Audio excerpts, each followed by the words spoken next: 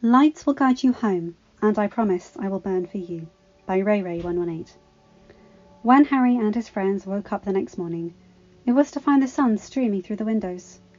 Harry wasn't sure when was the last time he had slept this late. It had to be mid-morning already. When they arrived at the Great Hall, it was clear that they weren't the only ones who had decided to have a bit of a lie-in. The head table was about half full, with Dumbledore's chair being the most conspicuously empty. Minerva was seated to the right of the headmaster's chair, waiting until the room was full before she stood up. "May I have your attention, please?" It only took a few seconds for the room to quiet down. Everyone was eager to hear any information the deputy headmistress would give them. "First of all, everyone who fought last night did a commendable job, and I assure you, any damages to the castle will be repaired. I want to assure everyone that Headmaster Dumbledore will recover, though he will need to spend some time in the hospital wing. For the rest of the term, I will be filling in his role." She paused and looked around the room. Every eye was turned towards her. "In light of recent events, the Hogwarts Express will be leaving tomorrow morning, rather than at the end of the week." There was some muttering at that, but no one seemed particularly surprised. It would make sense, after all, to have the students removed from the school after a Death Eater invasion. Minerva sat back down, and everyone returned to their breakfast. When the meal was nearly over, Harry looked at Ginny and the others. "Can you get the others and meet in the room of requirement in a few hours?" They all nodded, looking confused. "Where are you going?" Hermione asked as he stood up and stepped away from the table. Harry glanced back. "I'm going to talk to Aunt Minerva for a while. I'll see you later." Hermione looked back at Ginny as Harry followed Minerva out of the Great Hall. "What is he going to talk about?" Ginny raised an eyebrow. "He wants to get more in depth about how Dumbledore is," she replied. "Probably a few other things about the attacks on the castle and Diagon Alley as well. He'll tell us when we meet this afternoon. He wants to meet all of us in the room of requirements, so let's go tell the others. In the meantime, if we're leaving tomorrow, I need to pack." Hermione nodded and elbowed Ron, distracting him from his third helping of eggs that he was currently inhaling. "Come on, Ron, we need to start packing."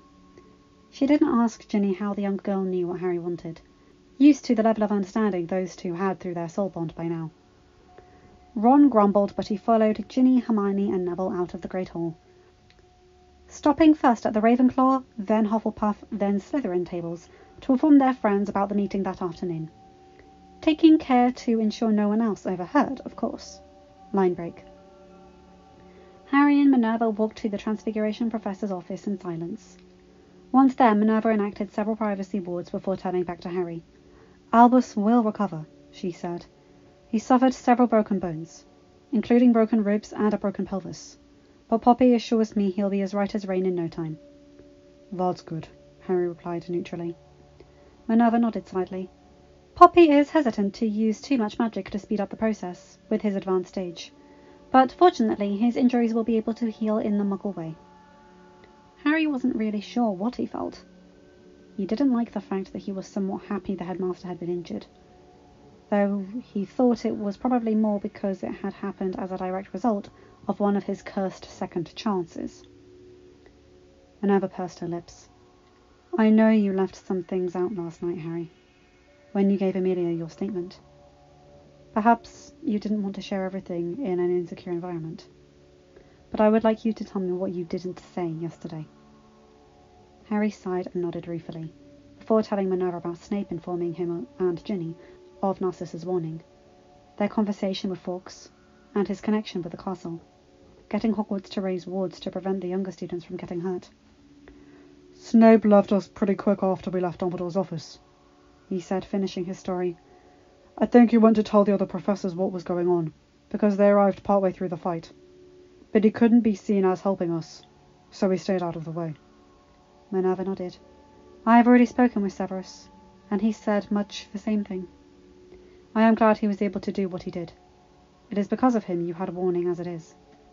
Harry smiled slightly. "Yeah, things definitely could have been worse." He sobered, thinking about what could have happened. Minerva sighed. "You should go back and pack. The train leaves tomorrow morning, after all.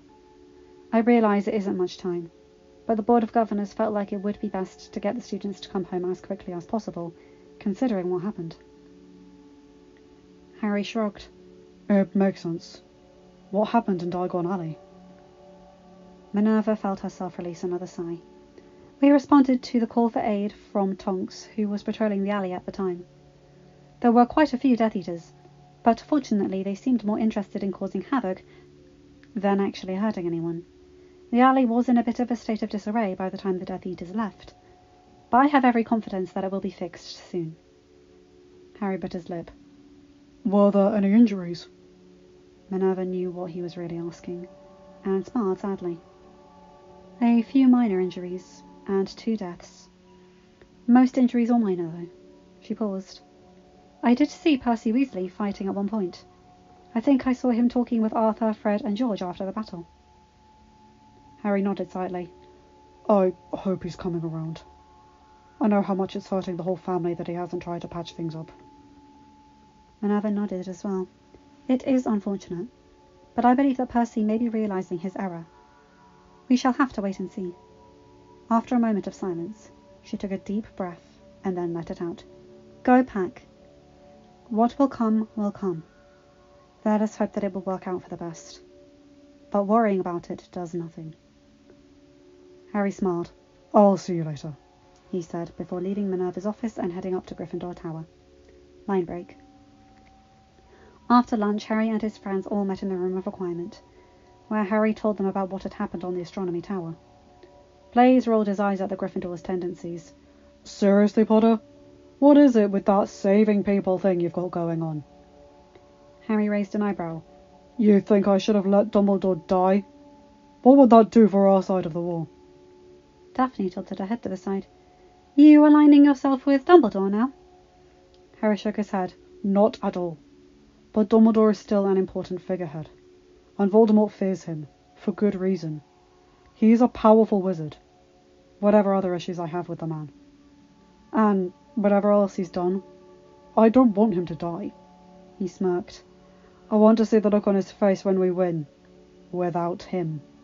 Blaise and Daphne mirrored his smirk while the others smiled or rolled their eyes. Harry sighed. Aunt Minerva told me that he'd be all right. A few broken bones and all that, but he'll recover. Apparently Madame Pomfrey is hesitant to perform too much healing magic, due to his age, so he'll probably be laid up most of the summer. I shouldn't be happy about someone else's misery, but I find that I can't care enough to, well, care, Hermione commented. Ron grinned and kissed his girlfriend's cheek. That's what I love about you. Hermione blushed and the others laughed. When they quieted down, Harry told them what else he had learnt from Minerva earlier that day. Ron frowned when he heard about his 3rd oldest brother.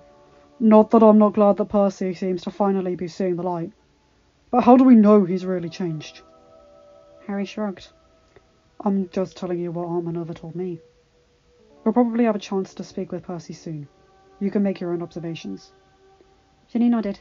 Sounds good, she commented. If Percy's really sorry, then I'll be happy to have him back in the family. You know how upset Mum and Dad were when he chose Fudge over us, Ron.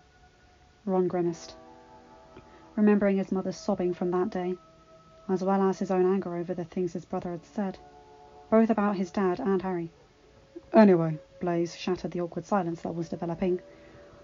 We're going to have those lessons with Sirius again this summer, right? Harry nodded. Of course. I think we'll also do some more research on the Horcruxes. Ginny and I are going to talk to Sirius and Aunt Minerva about checking the place where Voldemort's mum lived, so that will probably be happening as well.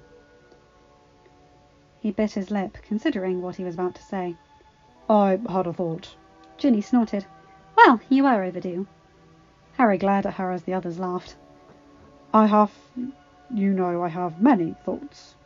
Important ones. Ginny rolled her eyes. Whatever you say, dear. She gave him a kiss on the cheek and smiled slightly, knowing that she was just playing. All right, Harry, what was your thought? Harry huffed and then got serious. Well, I was thinking. Voldemort gave the diary to Malfoy, right? Ginny suppressed a wince and nodded. So what if he gave some other Horcruxes to his Death Eaters as well? Hermione pursed her lips. It's That's an idea, she thought. Whom did you have in mind? Harry shrugged. I don't know. Which Death Eaters would he trust more than others? The Lestranges? Perhaps not, or Avery. Susan mused. Ginny nodded slowly. If we had to guess, my money would be on the Lestranges. They've always been in his inner circle, and you know Bellatrix is his right-hand woman. Neville growled at the mention of the family that was responsible for his parents' fate, but Harry's cautioning look stopped him from doing anything more. You're right, Gin. I would bet anything that Voldemort would give them a Horcrux to hide. He probably didn't tell them what it was, of course. He never told Malfoy what the diary really was. Or the prat wouldn't have given it away the way he had. He looked over at Neville. We might need your help for that as well, Nev. You up for it? Neville frowned, confused. What do you mean? Harry leaned forward slightly, his eyes gleaming with anticipation, understanding, and amusement. If the Lestranges do have a Horcrux, the safest place for them to hide it would be in Gringotts. Their manor was seized by the Ministry after their arrest, since they were no heirs, but their vault is still in the care of the goblins. Because that they did that to your family, you could make a claim to the goblins for satisfaction. Under the old laws, the goblins would likely honour your request, and would let you choose from their vault. If there's a Horcrux in there, you could take it. Neville nodded slowly. You think that would work? Harry shrugged. There's no way to be certain there's even a Horcrux in there, so it could all be for nothing. But you don't think so, Ginny observed sagely. Harry shook his head. No, I don't. My gut is telling me that there's something to this theory, and I think we need to check it out. Neville nodded grimly. If it strikes at the Lestranges, then I'm all for it. I definitely owe them a few knocks. Harry looked pained as he turned to his friend. I understand, Neville, but don't let yourself be consumed by revenge. They're not worth it. Neville grimaced. I know, Harry. But like we've said before, sometimes you need to put the rabid dog down. That family needs to end, and I would consider it an honour to be the one to do so. Harry sighed, but didn't comment. He knew that he would help Neville when that task came, and they would deserve every bit of pain afforded to them. Neville coughed. So, it's going to be another busy summer, huh? Wonder what it's like to have an easy life. That did it. They all started chuckling, and then laughing. It felt good to let out some of the stress of their situation. After a good 5 minutes, they finally calmed down and spent the rest of the afternoon playing in their animagus forms. Line break. The next day, everyone was up early, packing last-minute items they had missed or forgotten. The train was due to leave right after breakfast, so they needed to be ready to go. As the meal drew to a close, Minerva stood up, drawing the attention from the room. Just a few words before you all depart for the summer. Her stern gaze swept across the hall, seeming to catch each and every student's eyes. I know that you are all looking forward to a relaxing summer, but I do hope that you will find some time to get your studying in as well. Several students let out amused chuckles, and Minerva smiled slightly. As you are all well aware, there is a war on. Everybody sobered immediately. I know you want to be able to enjoy your summer, but I must implore you to use necessary caution, and know that we are here if you need any help. If anyone has any safety concerns, please do not hesitate to contact myself or any of the professors. She looked around the room again. That is all. Have a good summer, everyone, and we will see you next term. Now, the train should be departing within the half hour, so you should all go and collect your belongings and get down to the station. There was a sudden increase in noise as everyone stood up and left the hall. Harry and his friends all returned to their respective houses to grab their trunks, before meeting again in a compartment halfway down the Hogwarts Express. The journey back to London was nice and quiet. Most of them had books that they spent the trip reading, so talk was sporadic. It's interesting how much quieter things are without Malfoy around, Harry commented after a few hours of silence. Ron snorted. This was a quiet year for you. Harry glanced at his first friend and shrugged. Well, yeah. At least right up until the Death Eaters tried to take over the castle. They all laughed. Ginny snuggled into Harry's side. I do understand what you mean, though. Things got a lot calmer between the houses after we formed the DA, but Malfoy still made things difficult. It was a pretty quiet year, all things considered. It's nice to see someone actually stepping up to ensure discipline is carried out, Hermione commented.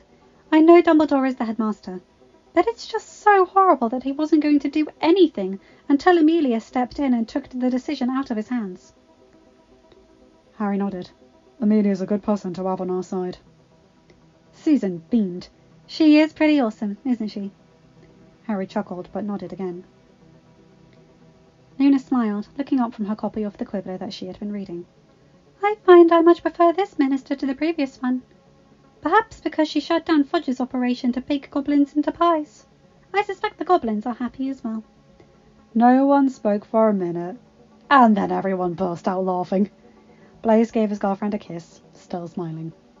Hermione looked like she wanted to say something, but managed to contain herself. Luna glanced around at her friends. Even after all this time, she still felt the shiver of happiness run down her spine at the realization that she actually had friends. They were all looking at her with varying degrees of amusement. Except Harry. He still had traces of a smile on his face, but now he was studying her thoughtfully. You do it on purpose, don't you? He said suddenly. Luna pasted a look of confusion on her face. Pardon? She asked innocently. Harry smirked. You throw out these crazy theories on mystical creatures on purpose, just to see us react. Luna's expression grew mysterious, with a hint of a smile making its way across her face. I'm sure I don't know what you mean. Hermione gasped. You really? Luna looked at her. It does you good to be challenged, Hermione. You are a Muggle-born who finds herself living in a world of magic. Shouldn't you be more open to the unknown? After all, once upon a time, magic wasn't real to you either. Hermione gaped like a fish, her mouth opening and closing. She looked down, suddenly ashamed. I guess you're right. I'm sorry, Luna. Luna's smile widened. I believe that not everything can be proven. Sometimes you need to go on faith and just trust. Hermione looked suitably chastised, and the rest looked intrigued. Luna was right. Weren't they all living in a mythical world?